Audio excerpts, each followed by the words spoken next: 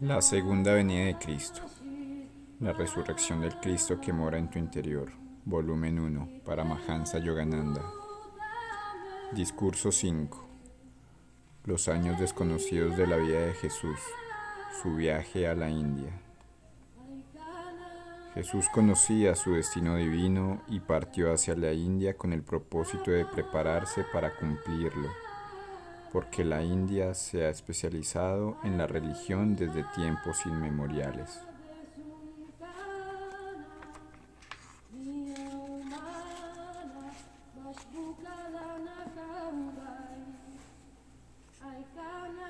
En el Nuevo Testamento, la cortina del silencio desciende sobre la vida de Jesús después de los 12 años y no vuelve a alzarse hasta 18 años más tarde, cuando recibe el bautismo de Juan y comienza a predicar ante las multitudes. Únicamente se nos dice: Jesús crecía en sabiduría, en estatura y en gracia ante Dios y ante los hombres. El hecho de que los contemporáneos de un personaje tan excepcional como Jesús no hayan encontrado nada digno de ser mencionado por escrito desde la niñez hasta el 30º año de su vida es en sí mismo extraordinario.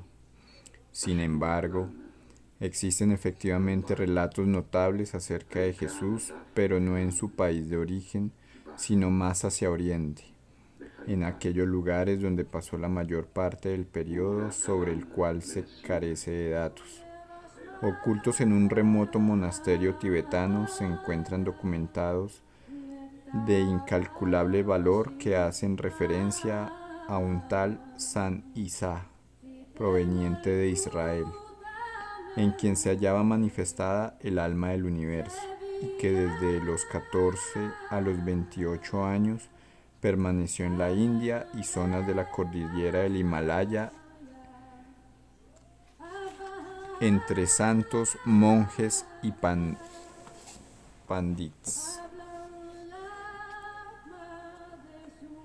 Predicó su mensaje por toda la región y luego, con el propósito de enseñar, retornó a su tierra natal, donde fue cruelmente maltratado, condenado a muerte y crucificado.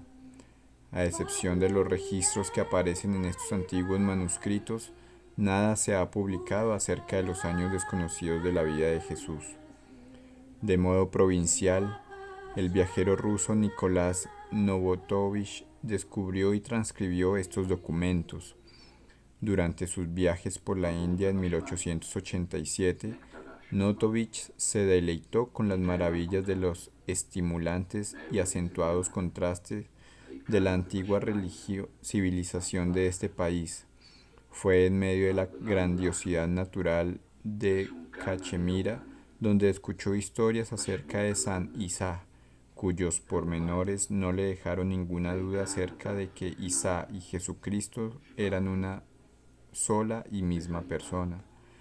Se enteró de que en unos antiguos manuscritos conservados en varios monasterios tibetanos se tenía registro de los años en que Isa viajó por la India, Nepal y el Tíbet, sin amilanarse ante los peligros ni los obstáculos. Se dirigió hacia el norte y llegó finalmente al monasterio de Himis, situado en las afueras de Leh, capital de Ladakh, donde, según le dijeron, había un ejemplar de los libros sagrados referidos a Isha. Aun cuando fue recibido amablemente, no pudo acceder a los manuscritos.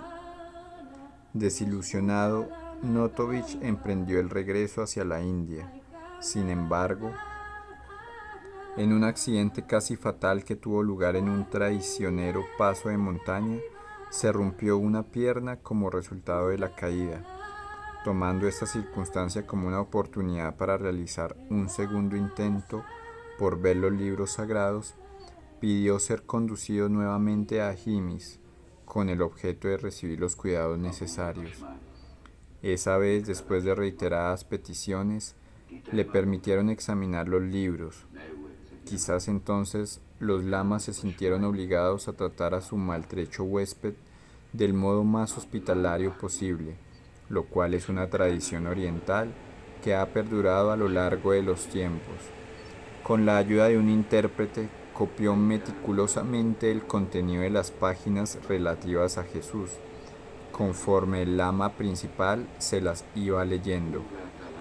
Al regresar a Europa, Notovich descubrió que su entusiasmo ante el descubrimiento no era compartido por la ortodoxia cristiana occidental, la cual era reacia a respaldar una revelación tan radical.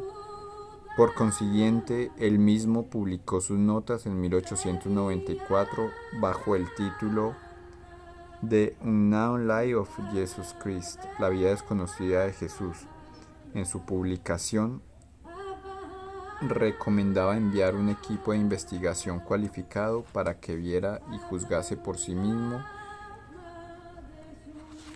el valor de esos documentos que habían permanecido ocultos hasta entonces. A pesar de que las afirmaciones de Notovich fueron cuestionadas por críticos tanto estadounidenses como europeos, la exactitud de su relato fue confirmada por al menos otras 2 personas de probada credibilidad que viajaron al Tíbet con el fin de buscar manuscritos y corroborar su autenticidad. En 1922, Swami Abhedananda, discípulo directo de Ramakrishna Paramahansa, visitó el monasterio de Jimis y confirmó todos los detalles sobresalientes publicados acerca de Shah en el libro de Notovich.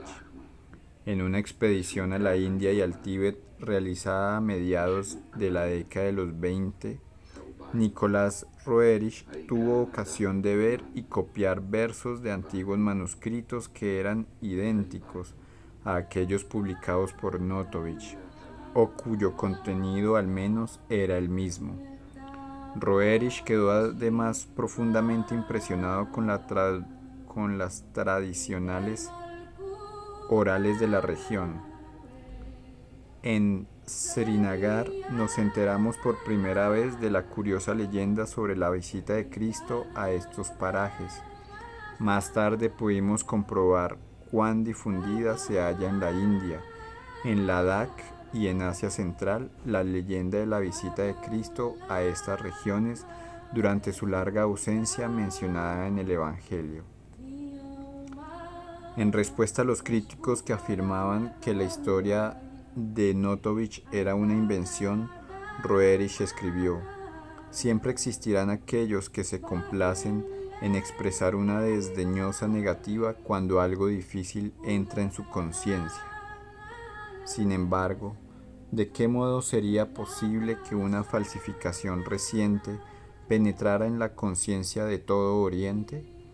Roerich señala en su informe: «La gente del lugar no sabe nada acerca de la publicación de libro alguno, es decir, el de Notovich, pero conoce la leyenda y habla de Shah con profunda reverencia. El relato que se encuentra en el Evangelio acerca de los primeros años de la vida de Jesús concluye a los 12 años con su plática con los sacerdotes en el templo de Jerusalén. Según los manuscritos tibetanos, fue poco después de este hecho cuando Jesús dejó el hogar con el objeto de evitar los planes que se harían para que contrajera matrimonio al llegar a la madurez, lo cual para un muchacho israelita de aquellos tiempos ocurría a los 13 años. Ciertamente Jesús se hallaba por encima del común de la gente en lo que se refiere al matrimonio. ¿Qué necesidad tenía de amor humano y de lazos familiares quien poseía un fervor supremo por Dios y un amor universal que incluía a toda la humanidad? El mundo incita a actuar conforme a su prosaica línea de conducta y poco tiene en cuenta a quienes se labran un sendero más elevado en respuesta a la voluntad de Dios. Jesús conocía su destino divino y partió hacia la India con el propósito de prepararse para cumplirlo. La India es la madre de la religión. Se reconoce que su cultura es mucho más antigua que la legendaria civilización egipcia. Si investigamos estas cuestiones, podremos comprobar que las antiquísimas escrituras de la India preceden a todas las demás revelaciones y han influido sobre el libro egipcio de los muertos y el Antiguo y Nuevo Testamento de la Biblia, así como también sobre otras religiones que estuvieron en contacto con la religión de la India y se inspiraron en ella, porque la India se ha especializado en la religión desde tiempos inmemoriales. Por esta razón, el propio Jesús viajó a la India. El manuscrito en Notovich nos lo cuenta así. Isha se ausentó secretamente de la casa de su padre, abandonó Jerusalén y viajó hacia Sindh en una caravana de mercaderes, con el objeto de perfeccionarse en el conocimiento de la palabra de Dios y en el estudio de las leyes de los grandes Budas. En los antiguos manuscritos se relata que Jesús pasó 6 años en diversas ciudades santas y se asentó durante algún tiempo en Jagannath, un sagrado lugar de peregrinaje ubicado en Puri, Orisha. Su famoso templo, que ha existido de una u otra forma desde tiempos pretéritos, está dedicado a Jagannath, Señor del Universo, un título relacionado con la conciencia universal de Bhagavan Krishna, el nombre por el cual se identifica a Jesús en los manuscritos tibetanos es Isha, Señor, traducido por Notovich como Isha, o su ampliación Ishvara. Define a Dios como el Señor o Creador Supremo que es, a la vez, inmanente y trascendente en su creación. Este es el verdadero carácter de la conciencia universal de Cristo y Krishna. Kutashta Chaitanya, encarnada en Jesús, en Krishna y en otras almas unidas a Dios que han alcanzado la unidad con la omnipresencia del Señor. Tengo el convencimiento de que el título de Isha le fue dado a Jesús al nacer por los sabios de la India que acudieron a honrar su venida a la tierra. En el Nuevo Testamento, los discípulos de Jesús se refieren a él por lo general como Señor. El antiguo relato cuenta que Jesús se hizo docto en todos los Vedas y Shastras. Sin embargo, estaba en desacuerdo con algunos preceptos de la ortodoxia brahmánica. Denunció abiertamente sus prácticas sustentadoras de los prejuicios de casta, muchos de los rituales sacerdotales y el énfasis puesto en la adoración idolátrica de numerosos dioses en vez de la sola reverencia al único Espíritu Supremo, la esencia monoteísta pura del hinduismo que había quedado oscurecida por los conceptos ritualistas externos. Para tomar distancia de estas disputas, Jesús abandonó Puri. Pasó los 6 años siguientes en la secta budista Sakya, asentada en las regiones montañosas del Himalaya, en Nepal y el Tíbet. Esta secta budista era monoteísta y se había inscindido del hinduismo, distorsionando que prevalecía durante la oscura edad de Kali Yuga. Aun cuando en la India han surgido en todas las épocas maestros verdaderos, dotados de realización divina, que han preservado de generación en generación las eternas verdades del espíritu, Sanatama Dharma, las prácticas religiosas externas de las masas han atravesado ciclos de avances y retroceso, tal como ha sucedido con las religiones de otras tierras y culturas. Según mi gurú, Swami Sri Yukteswar, las edades oscuras, Kali Yuga, descendente y ascendente más recientes, se extendieron desde aproximadamente el año 700 a.C. hasta el 1700 después de Cristo. En dicho periodo, en la India se produjo la degradación y la pérdida gradual de la sublime ciencia espiritual de los Vedas y de los Upanishads, lo cual tuvo como consecuencia la adhesión de los sacerdotes a una cierta cantidad de preceptos erróneos que, según se afirmaba falsamente, eran enseñados en las escrituras. Fue durante esa época de oscuridad espiritual cuando se encarnó en la India el avatar Gautama Buda, 563 a.C., con el objeto de corregir algunos de los flagrantes abusos contra la verdad perpetrados por los pandits de la clase sacerdotal. Su mensaje de compasión por todas las criaturas y su noble sendero óctuple enseñaban el modelo de escapar del sufrimiento y liberarse de la rueda kármica de nacimiento y muerte. Los manuscritos tibetanos relatan que durante su estancia con los budistas, Jesús se dedicó al estudio de los libros sagrados y que podía disertar perfectamente acerca de ellos.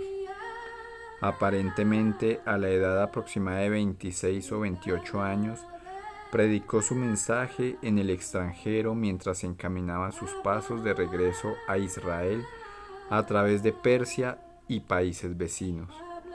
En este trayecto halló fama entre las multitudes y animosidades de parte de los zoroástricos y otras clases sacerdotales. Esto no significa que Jesús aprendiera de sus mentores y compañeros espirituales de la India y regiones circundantes todo cuanto luego enseñó. Los avatares vienen provistos de su propio caudal de sabiduría. Durante el periodo en que permaneció con los pandits hindús, los monjes budistas y en especial los grandes maestros de yoga, de quienes recibió iniciación en la ciencia esotérica de la unión con Dios a través de la meditación, la realización divina que Jesús ya poseía tan solo despertó y se amoldó a la singular misión que iba a desarrollar. A partir del conocimiento que había acumulado y de la sabiduría que brotaba de su alma cuando se hallaba en profunda meditación, concibió para las masas parábolas simples sobre los principios ideales mediante los que ha de gobernarse la vida humana ante Dios. En cambio, aquellos discípulos que estaban preparados para recibirlo, les impartió el conocimiento acerca de los más insondables misterios, como lo demuestra el libro del Apocalipsis de San Juan, que forma parte del Nuevo Testamento, cuya simbología concuerda de manera precisa con la ciencia yógica de la comunión con Dios. Lo más relevante de las crónicas descubiertas por Notovich es que proporcionan pruebas convincentes de que los años perdidos de la vida de Jesús transcurrieron en la India. Sin embargo, como era de esperarse, llevan también el sello distintivo de sus autores. Los documentos originales supuestamente fueron escritos en lengua palí pocos años después de la muerte de Jesús. Esa era la lengua utilizada por los budistas en aquella época. Cuando a través de mercaderes procedentes de Jerusalén llegaron a la India las noticias acerca de la ignominiosa muerte de Isha, el santo que había sido tenido en tan reverente estima por los miembros de estas comunidades durante el tiempo que pasó con ellos, estos emprendieron la tarea de registrar su historia como parte de sus anales sagrados. La perspectiva budista, por supuesto, resulta muy evidente en sus relatos. Si Jesús mismo hubiese escrito la historia de su vida y la ciencia de sus enseñanzas, es muy probable que éstas habrían sido expresadas de una forma significativamente diferente de la que nos ha llegado a la actualidad. Aun con los mejores esfuerzos de aquellos que relataron y registraron los hechos de la vida de Jesús, el punto de vista de cada narrador no podía menos que verse influido en alguna medida por su propio entorno, ya fuera judío, gnóstico, griego, romano, budista, zoroástrico o de cualquier otro credo religioso o tendencia cultural, sin mencionar las tergiversaciones adicionales generadas por las sucesivas traducciones de un idioma a otro, que en ocasiones fueron numerosas. Los manuscritos publicados por Notovich, por ejemplo, fueron escritos originalmente en palí. Se trataba de una colección de relatos de testigos presenciales y de rumores, difundidos por personas de diversos contextos lingüísticos y regionales, traducidos luego al palí. Posteriormente, los manuscritos viajaron de la India a Nepal y desde allí a Lhasa, en el Tíbet, donde fueron traducidos al tibetano y por último copiados para varios monasterios importantes. Notovich, de origen ruso, copió las páginas que estaban en tibetano con la ayuda de un traductor, las publicó en francés y esa edición fue luego traducida y publicada al inglés. De todos modos, el valor general de estos registros es inestimable en la búsqueda del Jesús histórico. Existen dos formas de conocer a un avatar. La primera consiste en vislumbrar su esencia, que se trasluce en la mezcla de hechos, leyendas y distorsiones, ya sean inocentes o deliberadas, y separar, haciendo uso del discernimiento, lo significativo de lo secundario, del mismo modo en que se puede reconocer a una persona independientemente de la vestimenta que lleve. La segunda consiste en tener conocimiento directo de un gran maestro, por medio de la divina comunión intuitiva con esa alma, de la misma manera que muchos han conocido a Jesucristo a lo largo de los siglos.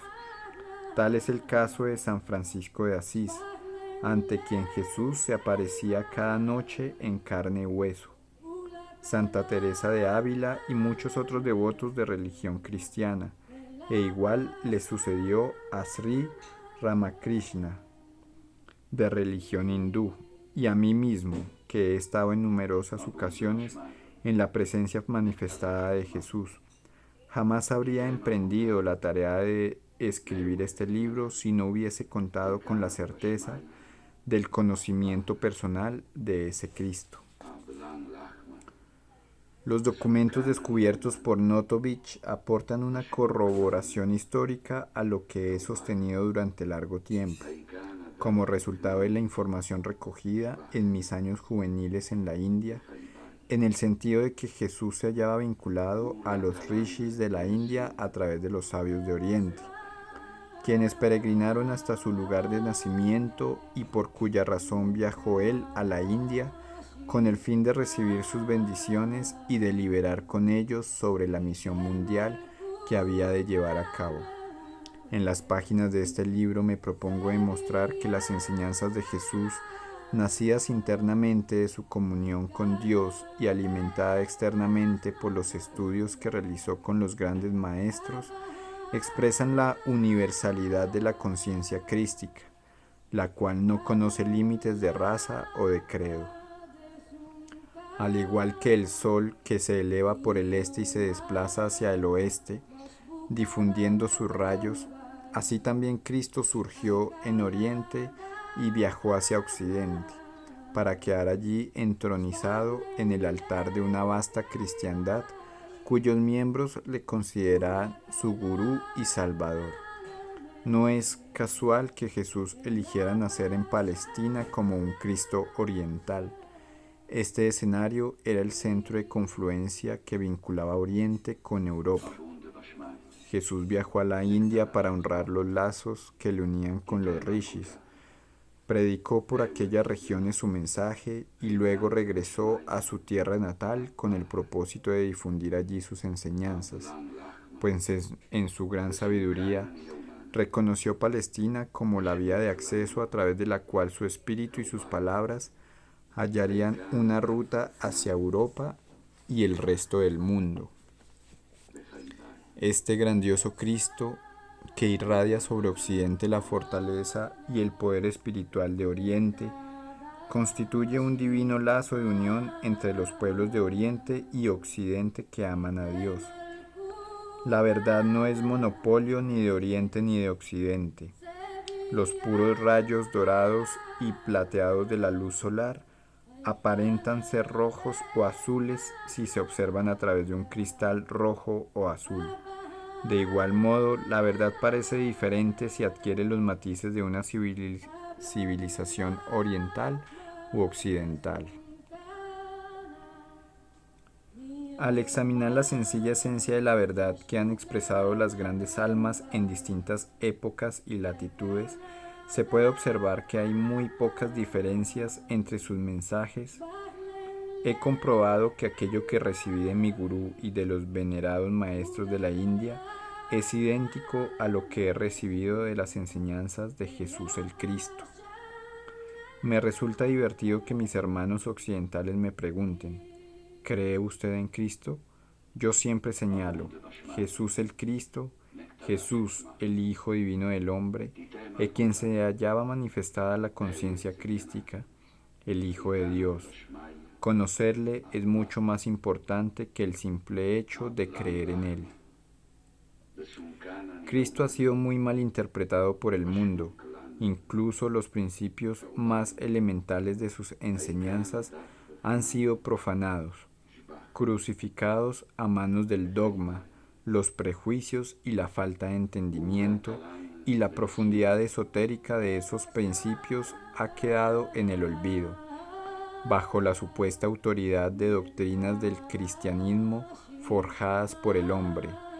Se han librado guerras genocidas y se ha quemado a gente en la hoguera bajo la acusación de brujería o herejía. ¿Cómo podemos rescatar estas inmortales enseñanzas de las garras de la ignorancia? Es preciso conocer a Jesús como un Cristo oriental, como un yogi supremo que manifestó completo dominio sobre la ciencia universal de unión con Dios y por lo tanto pudo hablar y actuar como un Salvador que contaba con la voz y la autoridad de Dios. Jesús ha sido occidentalizado en exceso. Jesús era oriental, tanto por nacimiento como por lazos de sangre, y por la instrucción recibida. Disociar a un maestro espiritual de sus orígenes y entorno es empañar el entendimiento a través del cual se le debe percibir. Con independencia de lo que Jesús el Cristo era por sí mismo, en lo relativo a su propia alma, por el hecho de nacer y haber alcanzado la madurez en Oriente, él tuvo que utilizar la civilización oriental, sus costumbres, peculiaridades, lenguaje y parábolas como instrumento para divulgar su mensaje. Por lo tanto, con el fin de entender a Jesucristo y sus enseñanzas, debemos estar receptivos y bien dispuestos hacia el punto de vista oriental, en especial hacia la civilización antigua y moderna de la India. Sus escrituras religiosas, tradiciones, filosofías, creencias espirituales y experiencias metafísicas intuitivas. Si bien la enseñanza de Jesús desde la perspectiva esotérica son universales, están impregnadas de la esencia de la cultura oriental y se encuentran arraigadas en influencias orientales que se han adaptado al ambiente occidental. Podemos comprender correctamente los evangelios a la luz de las enseñanzas de la India, no de interpretaciones distorsionadas del hinduismo, con su opresivo sistema de castas o la práctica de adorar piedras, sino de la sabiduría filosófica de los rishis, cuyo objeto es la salvación del alma, es decir, aquellas enseñanzas que constituyen no la cáscara sino el meollo de los Vedas, los Upanishads y el Bhagavad Gita. Esta esencia de la verdad, el Sanatana Dharma o los eternos principios de la rectitud que sostienen al hombre y al universo, le fue conferida al mundo miles de años antes de la era cristiana y se conservó en la India con una vitalidad espiritual que ha convertido la búsqueda de Dios en el único propósito de la vida y no en un simple pasatiempo de salón. A pesar de las supersticiones sin sentido y del lamentable provincianismo que se han ido incrustando en el pensamiento religioso, tanto del hinduismo como del cristianismo a lo largo del tiempo, las dos religiones le han hecho un inconmensurable bien a la humanidad. Ambas han llevado paz, felicidad y consuelo a millones de almas sufrientes. Ambas han inspirado a la gente a realizar un mayor esfuerzo espiritual y han proporcionado a muchos la salvación. Mi empeño en restablecer un enfoque correcto del cristianismo como la suma de las enseñanzas de Jesús, distinguiendo éstas de manera imparcial y sin prejuicios de las adaptaciones occidentales del dogma y de los credos sectarios que podrían ser llamados con mayor exactitud eclesianismo, con sus variados defectos y también sus méritos. Para comprender el cristianismo, es decir, las enseñanzas puras de Jesús, es preciso quitarle primero su envoltorio occidental y luego su envoltorio oriental. Detrás de estos dos opacos envoltorios se encuentra la universalidad del verdadero cristianismo. El cristianismo occidental es el envoltorio externo y el oriental el interno. El Cristo oriental siempre enfatizaba: no andéis preocupados por vuestro cuerpo, qué comeréis, con qué os vestiréis, por el pan se afanan los gentiles, buscad el reino de Dios y todas esas cosas se os darán por añadidura. Lo que propone el cristiano occidental es, en cambio, prestar atención al cuerpo en primer lugar para que en un templo corporal saludable podáis hallar a Dios. El pan, gentiles, buscadlo primero y después buscad el reino de Dios.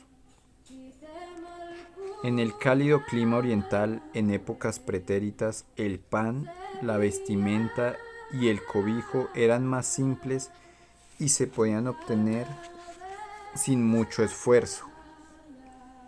Había, por lo tanto, más tiempo libre y mayor libertad para retirarse a meditar en Dios.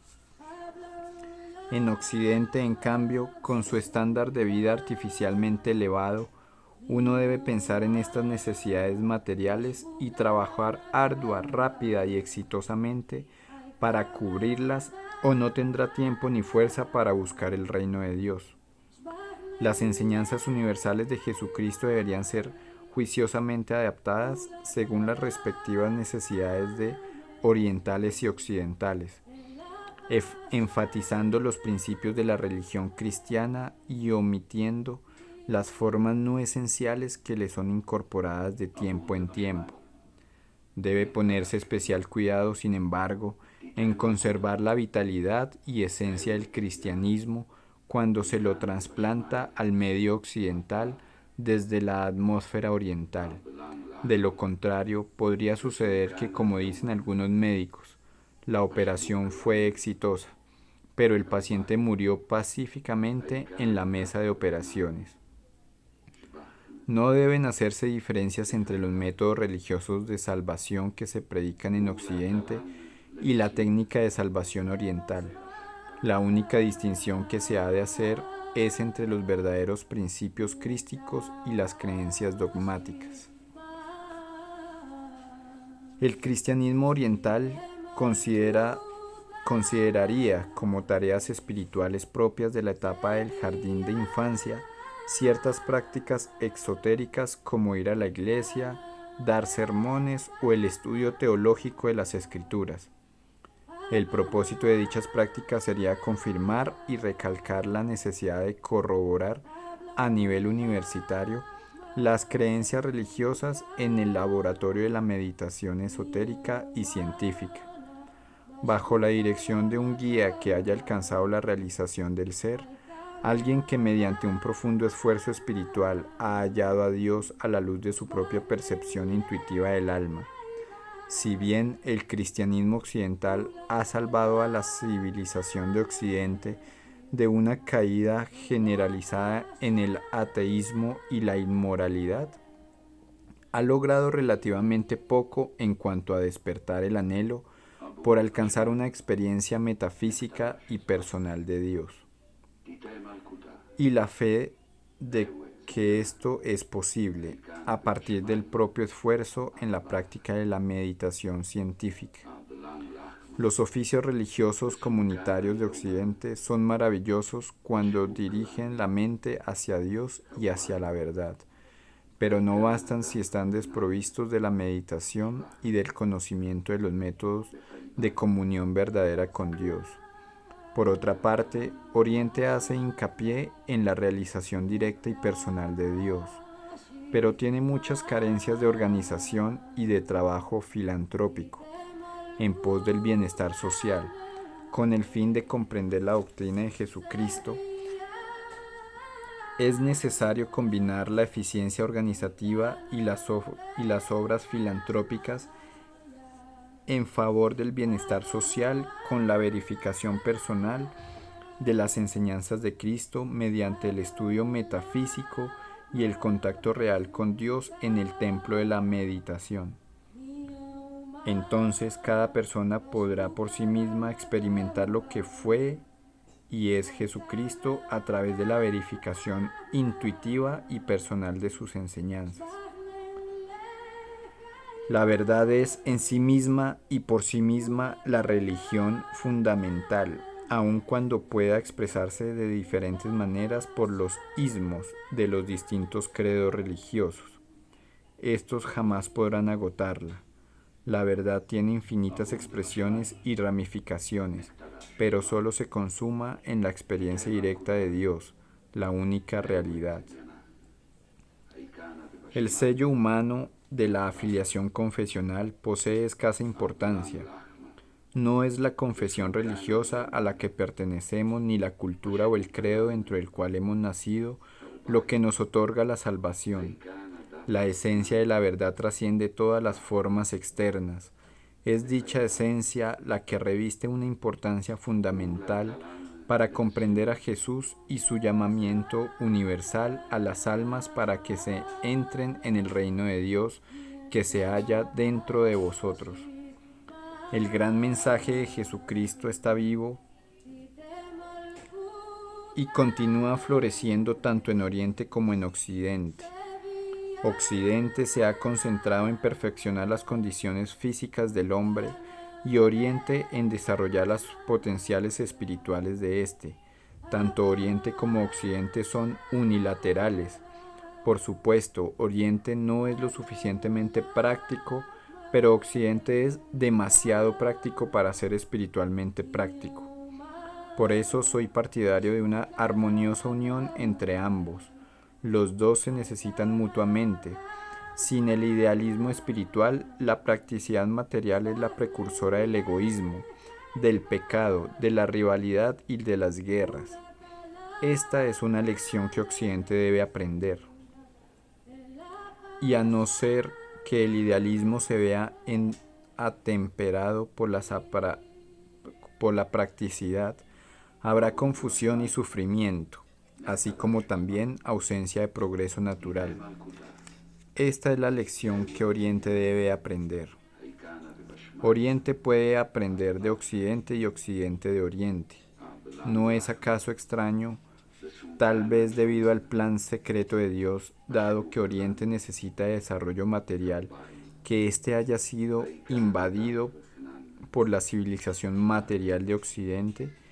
Y dado que Occidente necesita equilibrio espiritual, este ha sido invadido en forma silenciosa pero cierta por la filosofía hindú, no con el fin de conquistar tierras, sino para conquistar almas con la liberación que proporciona la comunión con Dios. Todos somos hijos de Dios. Desde el comienzo hasta la eternidad, las controversias surgen de los prejuicios y el prejuicio es fruto de la ignorancia. No debemos sentirnos orgullosamente identificados con el hecho de ser estadounidense o indio o italiano o de cualquier otra nacionalidad, pues esta es solo un accidente de nacimiento. Deberíamos estar orgullosos sobre todas las cosas de ser hijos de Dios, hechos a su imagen. ¿No es este acaso el mensaje de Cristo? Jesús el Cristo constituye un excelente modelo que pueden seguir tanto Oriente como Occidente, la impronta divina que nos identifica como hijos de Dios. Se halla oculta dentro de cada alma. Jesús ratificó lo que dicen las Escrituras. Dioses sois. Desecha las máscaras, revélate abiertamente como un hijo de Dios, no mediante vanas proclamas y oraciones aprendidas de memoria, ni por medio de los fuegos artificiales de eruditos sermones concebidos con el propósito de loar a Dios y reunir adeptos, sino a través de la realización. Identifícate no con el estrecho fanatismo disimulado bajo el disfraz de la sabiduría, sino con la conciencia crística. Identifícate con el amor universal que se expresa al servir a los demás, tanto material como espiritualmente. Entonces sabrás quién fue Jesucristo y podrás decir desde el alma que todos formamos parte de la misma familia, que todos somos hijos del único Dios.